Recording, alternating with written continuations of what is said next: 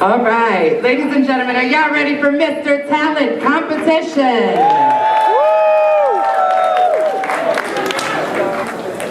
Please make some noise for your contestant number one, Emmanuel Anzules.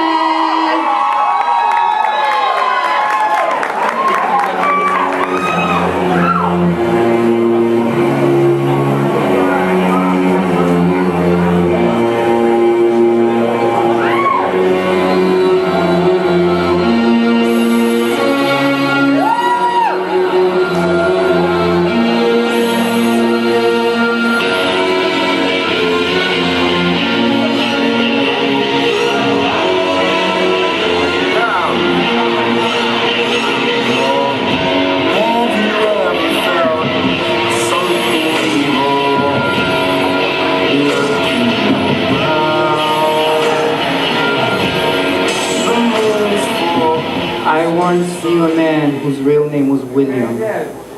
His primary concern was making a million, being the craziest hustler the world had ever seen. He used to sleep with supermodels and sniff coke in his dreams.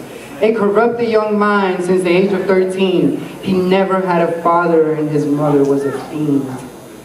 Every time she put the pipe down and got sober, her son's heart grew simultaneously colder. He started hanging out.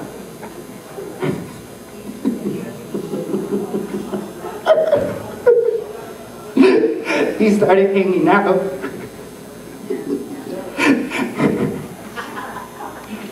Selling bags in the projects.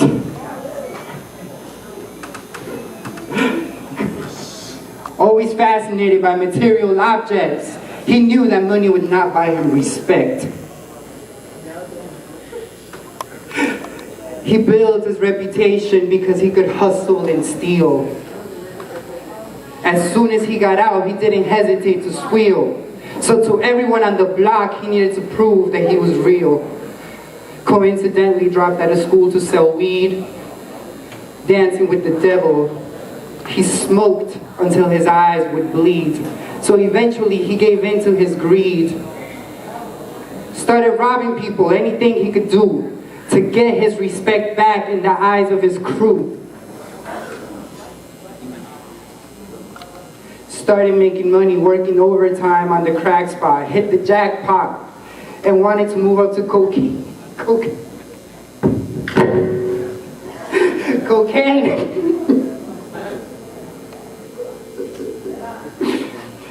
He was tired of everyone on the block treating him the same.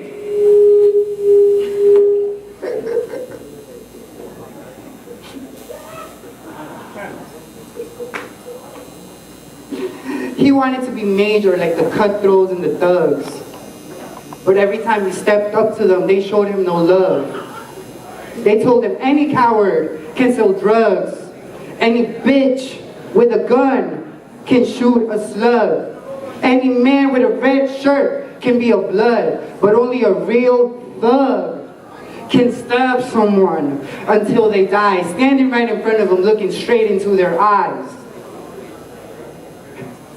He knew these men were well guarded, and they wanted to test him before business started. Suggested raping some bitch to prove that he was cold-hearted. A thug is all he ever wanted to be. And so, he agreed to meet with them at 2:45. They drove around the projects, slow while it was raining. Smoking, drinking, joking for entertainment until they saw a woman walking in the street all alone. She was coming home from work. She was on her way home. On her way home, so they got out of the car and they followed her.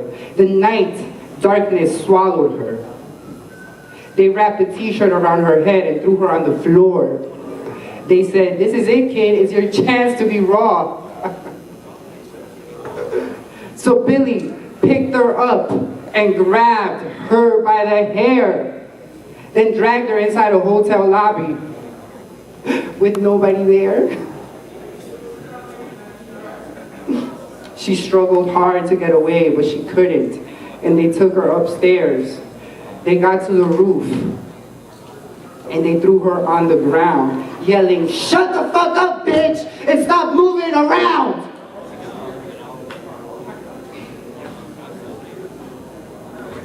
Then they proceeded to rape her violently, and all she did was cry silently.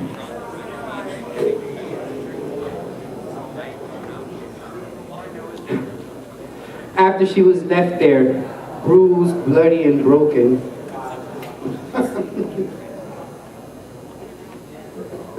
bruised, they pulled out a brand new .22. They told him that he'd be guaranteed a spot in the crew because she was a witness to what she had gone through.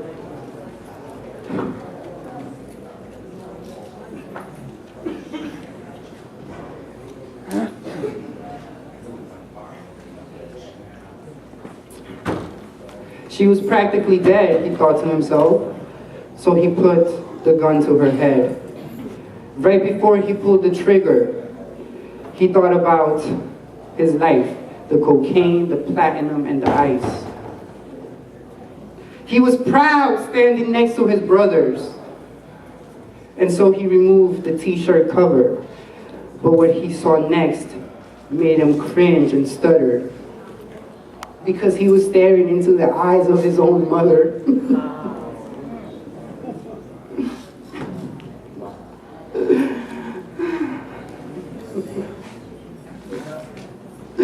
She looked back at him. He had forsaken her.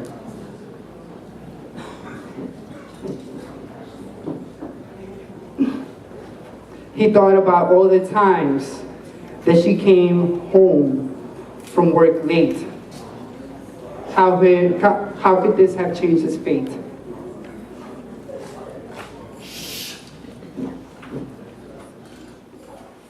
And this story I'm telling you is true, because I was right there with Billy Jacobs and I helped rape his mom too.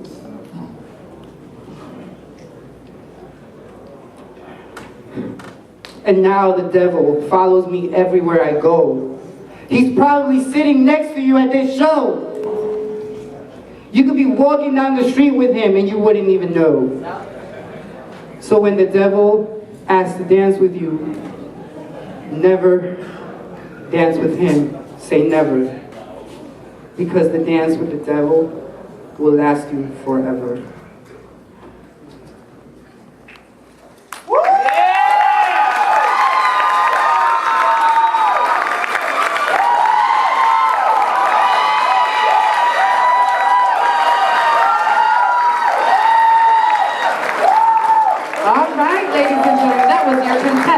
Number one in talent competition.